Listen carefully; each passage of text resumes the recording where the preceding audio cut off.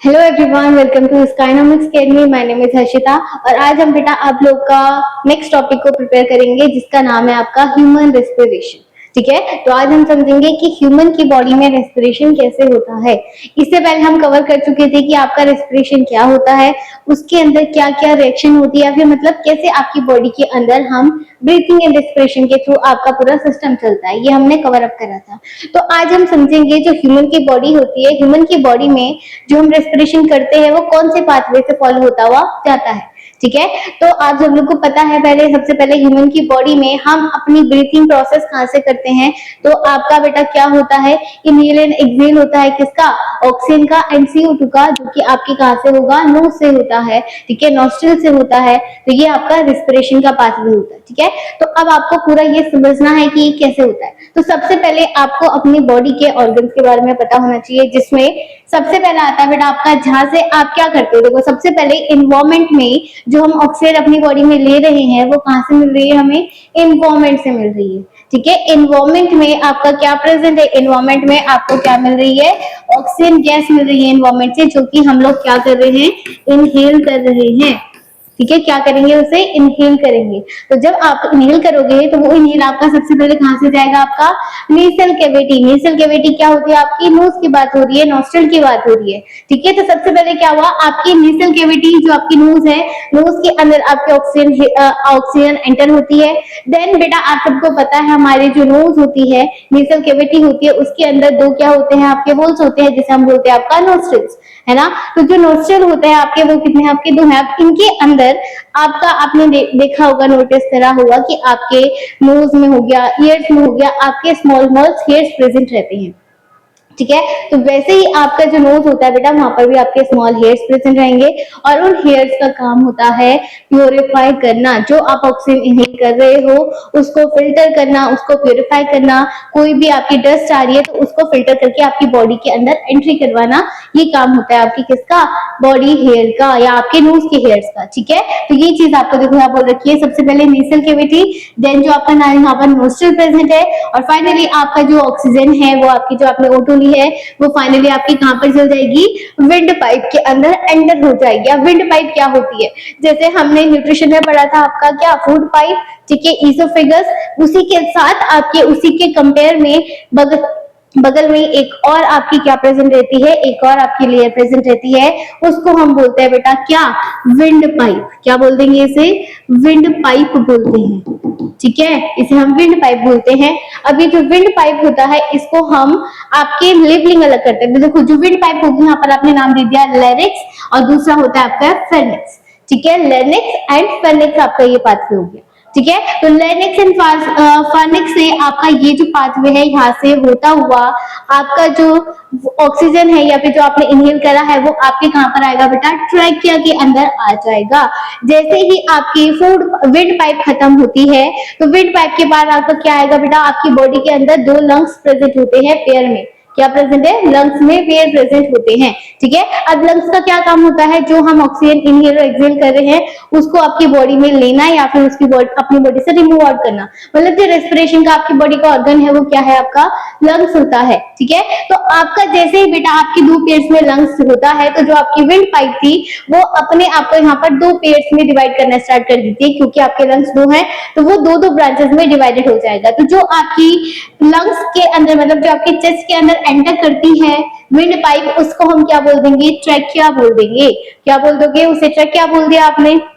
अभी डायग्राम देख लो, लिविंग देख लो, फिर मैं आपको समझाती हूँ क्या होता है। ठीक है, जब आपके ये ट्रैकिया दो पार्ट्स में डिवाइडेड हो जाएगा अदर लंग्स में, तो ट्रैकिया को हम बोलते हैं बेटा, जो दो पार्ट्स में आपकी डिवाइड हो जाएगा, ब्रोंकस। क्या बोल देंगे इसे, ब्रोंकस बोल देंगे। ट्रैकिया अगर दो पार्ट्स में डिवाइडेड हो जाता है तो उसको हम ब्रोंकस बोलते हैं। देन ब्रोंकस क्या होगा, अगेन जैसे एक लंग्स के अंदर वो एंटर करेगा तो आपने जैसे देखा होगा, जैसे आपके प्लांट्स में रूट्स होती है, एक मेन रूट होती है, देन उसके साथ स्मॉल स्मॉल उसकी छोटी छोटी रूट्स या हेयर्स होते हैं। वैसे ही यहाँ पर क्या होगा, जो आपकी मेन एक ट्रैकिया थी पहले वो दो पार्ट्स में डिवाइडेड हुआ, दोनों लंग्स में अलग अलग। देन उसके बाद एक एक लंग्स में जो आपकी ब्रोंकस थी वो और छोटे छोटे हेयर्स में पार्टिकल्स में डिवाइडेड हो जाएगी, ब्रांचेस में डिवाइडेड हो जाएगी, जो कि आपको इस डायग्राम में दिख रही है। ठीक है, तो इनको हम बोलते हैं आपका ब्रोंची। क्या बोलते हैं इसे, ब्रोंची बोल देंगे इसे। देन ये ब्रोंची जो होता है बेटा, इन ब्रोंकी के अंदर आपके स्मॉल स्मॉल ना ऐसे छोटे छोटे आपको पार्टिकल्स दिखेंगे, मतलब एक एक जो ब्रोंचाई होगा उसके नीचे आपको छोटे छोटे सैक लाइक स्ट्रक्चर प्रेजेंट दिखेगा। इस सैक लाइक स्ट्रक्चर को हम बोलते हैं क्या बेटा, एल्व्यूली। क्या बोल देंगे, एल्व्यूली बोल देंगे। और ये एल्व्यूली जो होता है ये लंग्स का या फिर आपके पूरे ब्रोंकस का एक लास्ट पार्ट होता है, जहां पर फाइनली दोनों गैसेस का एक्सचेंज होता है, O2 का भी एंड CO2 का भी, ठीक है। एंड देन लास्ट में ये जो आपको दिख रही है कर्व्ड वाली एरिया, इसे हम बोलते हैं डायफ्राम। ये डायफ्राम एक मसल्स की लेयर होती है और ये क्या काम करती है, आपके जो लंग्स होता है उसको इनहेल और एक्सहेल कराने में हेल्प करती है, मतलब मूवमेंट दिखाती है आपकी बॉडी का, ठीक है, कि कब आपकी बॉडी जब आपकी लंग्स में गैस फिल हो रही है तो वो कैसी शेप में आएगा, और जब वो हाफ फिल्ड हो मतलब रिफिल्ड हो जा रही है, खाली हो जा रही है, तो वो कैसी शेप में आएगा। तो ये सारा आपका डिसाइड करवाता है आपका डायफ्राम।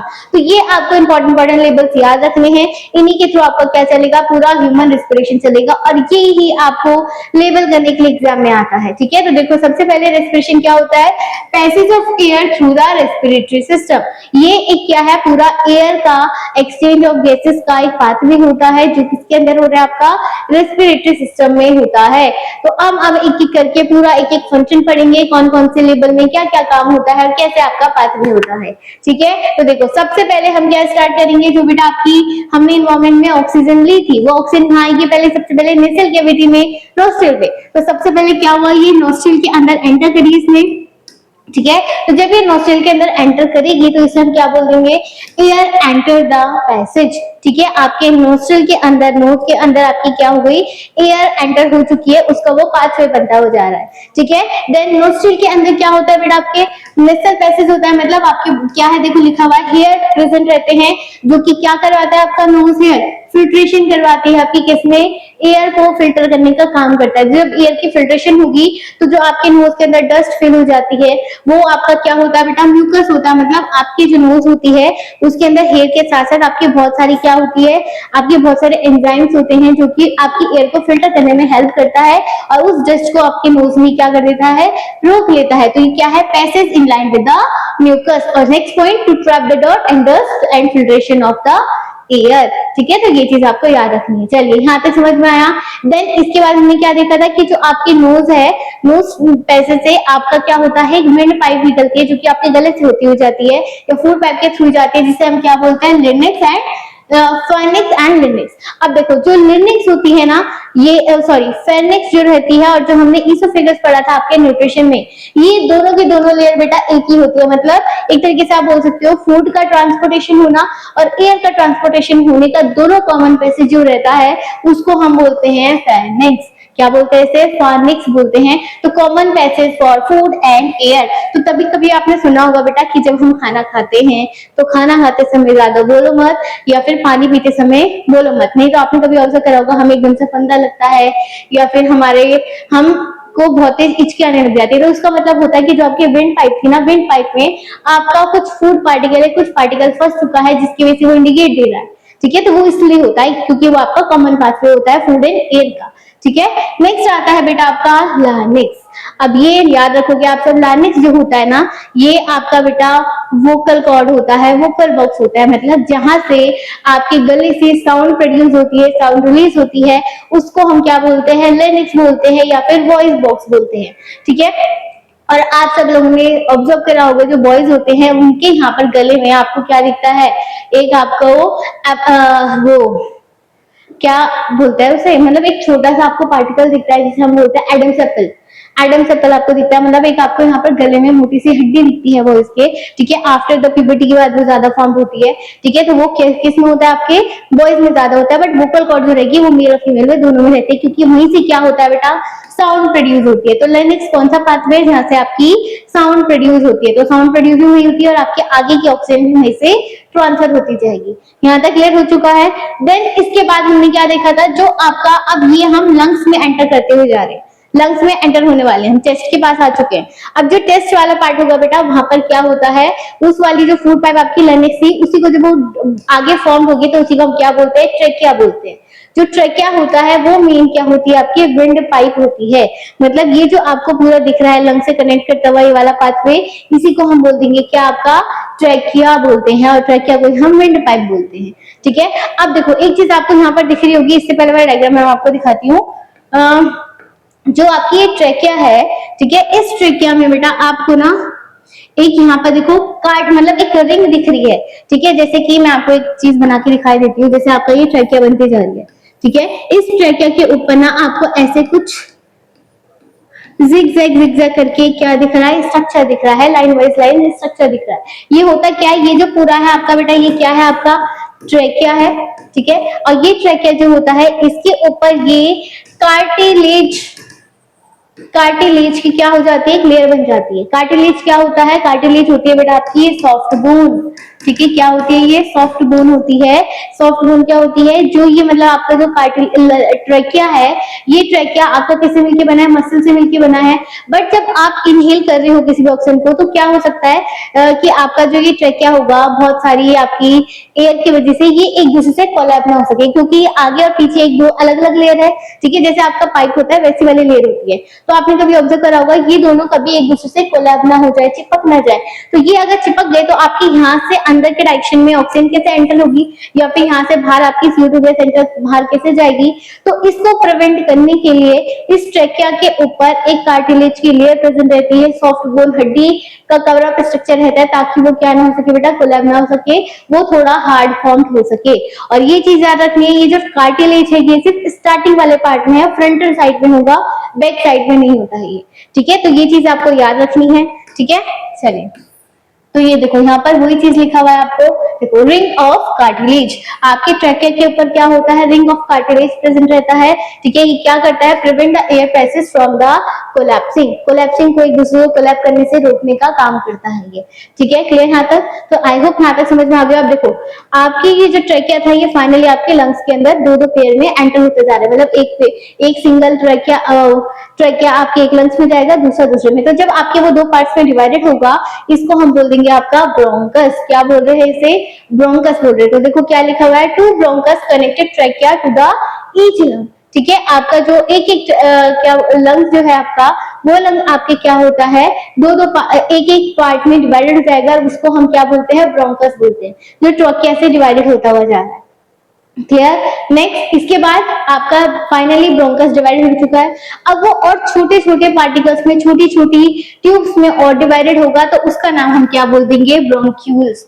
क्या बोल देंगे, इनके ब्रोंक्यूल्स बोल देंगे। देखो जैसे इस वाले डायग्राम में दिखा रखा था, ये आपका हो गया पहले ब्रोंकस, देन ये और छोटे छोटे ब्रांचेस में आपको डिवाइड होता हुआ दिख रहा है, तो इसको हम बोल देंगे ब्रोंक्यूल्स। ठीक है, अब ये ब्रोंक्यूल्स क्या है, ये ब्रोंक्यूल्स आपके large number of small tubules में डिवाइडेड हो जाता है, इसको हम बोलते हैं आपका ब्रोंक्यूल, जो कि आपके आगे गैसेस को एक्सचेंज करने में हेल्प करता है।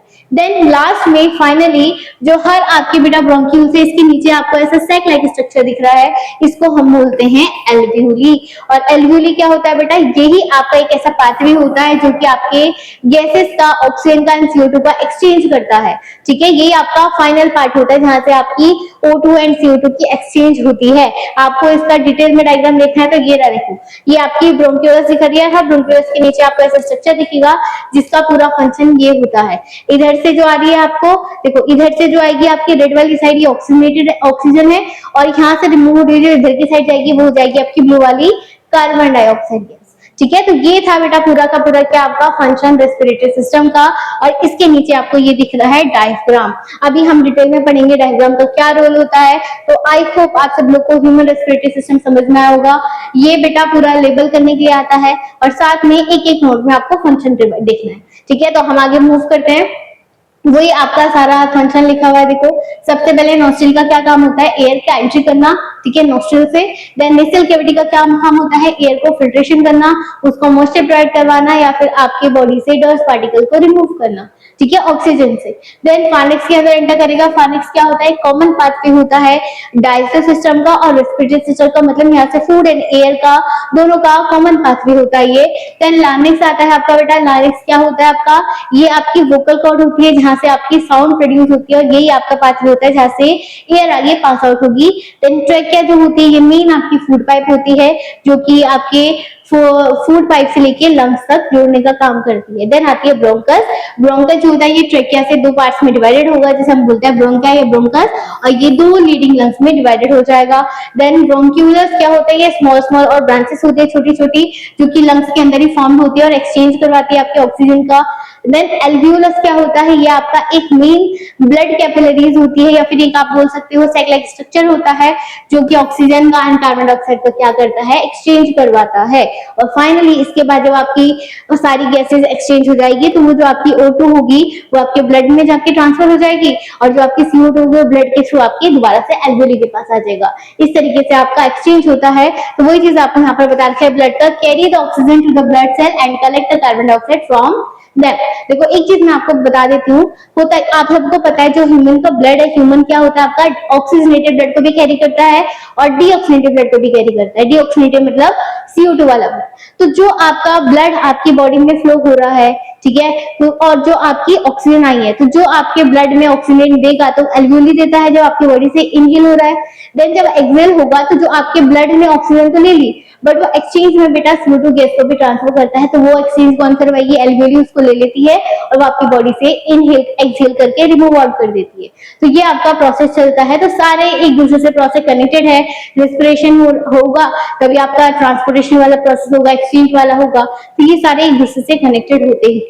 ठीक है, तो देखो ये दिख रहा है आपको एल्वियोली का स्ट्रक्चर ये होता है। ठीक है, यहाँ से आपकी ऑक्सीजनेटेड ब्लड आई, ठीक है, नहीं सॉरी, इधर से आपका ऑक्सीजनेटेड ब्लड आएगा और इधर से क्या हो जाएगा, वो रिमूव आउट हो जाएगा। ऐसे आपको प्रोसेस बताना है। ठीक है, तो वही चीज आपको यहाँ पर डिटेल में बता रखा है। चलिए नेक्स्ट आता है बेटा, जो हम रेस्पिरेशन कर रहे हैं तो उसका एक आपका प्रॉपर नेम क्या होगा। तो जब हम इनहेल करते हैं किसी भी चीज को, मतलब ऑक्सीजन को जब हम इनहेल कर रहे हैं, तो उस प्रोसेस को हम बोल देंगे इंस्पिरेशन। और जब हम बॉडी से आपका एक्सहेल करेंगे कोई भी चीज को, जैसे CO2 को, तो उसको हम बोल देंगे एक्सपिरेशन। ठीक है, तो देखो उन दोनों में डिफरेंस आता है। सबसे पहले आपका इंस्पिरेशन। इंस्पिरेशन का मतलब होता है इनहेल ऑफ CO2। किसका करेंगे हम, इनहेल कर रहे हैं ऑक्सीजन का, और एक्सहेल करेंगे किसका, CO2 का, कार्बन डाइऑक्साइड का। ठीक है, देन इंस्पिरेशन में क्या होगा बेटा, डायग्राम जो होगा वो क्या होगा, कॉन्ट्रैक्ट होगा। मतलब कहने का मतलब क्या है, अब देखो यहाँ पर हम समझते हैं डायग्राम के बारे में। मैंने आपसे बोला था लंग्स के नीचे आपका एक कर्व्ड स्ट्रक्चर भी, मसल का स्ट्रक्चर प्रेजेंट रहता है, जिसको हम बोलते हैं आपका क्या, डायग्राम। अब ये डायग्राम का क्या रोल होता है, जब आपकी बॉडी में ऑक्सीजन की एंट्री हुई, वो ऑक्सीजन एंटर कहां पर हुआ, आपके लंग्स के अंदर हुआ।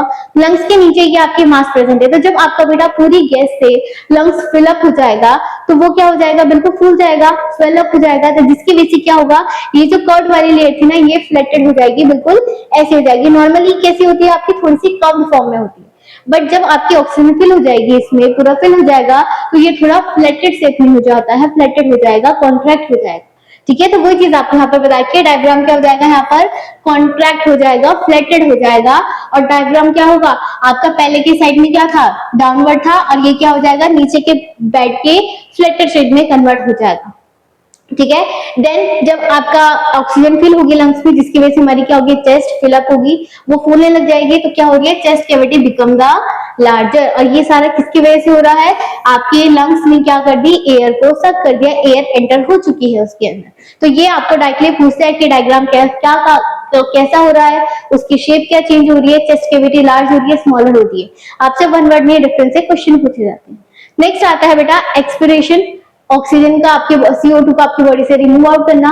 तो नेक्स्ट क्या होगा बेटा, जब आपकी बॉडी से एक्सहेल कर रहे हैं हम, तो आपकी बॉडी रिलैक्स हो रही है, हम बॉडी से कोई भी CO2 को रिलीज कर रहे हैं, तो जो आपके बेटा क्या है, लंग्स है, वो क्या हो रही है, उसमें से सारी जितनी भी गैसेस थी वो खाली हो चुकी है, रिमूव आउट हो चुकी है बाहर। तो उससे हम क्या बोलेंगे, डायग्राम क्या हो जाएगा, रिलैक्स हो जाएगा, वो नॉर्मल अगेन अपनी दोबारा शेप में आ जाएगा, क्योंकि आप उसके अंदर कोई भी गैस प्रेजेंट नहीं है। देन डायग्राम क्या हो जाएगा, दोबारा से अपवर्ड एक्शन हो जाएगा, जैसे उसका था कप्ड फॉर्म में, और उसको हम बोलते हैं आपकी डोम शेप। ये याद रखनी है शेप। ठीक है, नेक्स्ट चेस्ट कैविटी क्या हो जाएगी, स्मॉलर हो जाएगी, क्योंकि आपका यहाँ पर आप कोई भी गैस फिल नहीं है।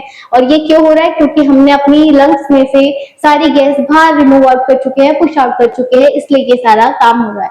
तो ये टाइप आपसे डिफरेंस पूछा जाता है बेटा, तो याद रखना है आप सब लोगों को। ठीक है, चलिए, तो ये था आपका पूरा बेटा रेस्पिरेशन। ठीक है, तो आई होप आप सब लोगों को ह्यूमन रेस्पिरेशन समझ में आया होगा। एक एक लेबलिंग याद रखनी है आपको, कौन से ऑर्गन को हम क्या बोलते हैं, कौन से पार्ट को क्या बोलते हैं, डायरेक्टली क्वेश्चन आता है। ठीक है, तो नेक्स्ट क्लास में हम आपका नेक्स्ट टॉपिक को लेके आएंगे, तब तक के लिए थैंक यू सो मच।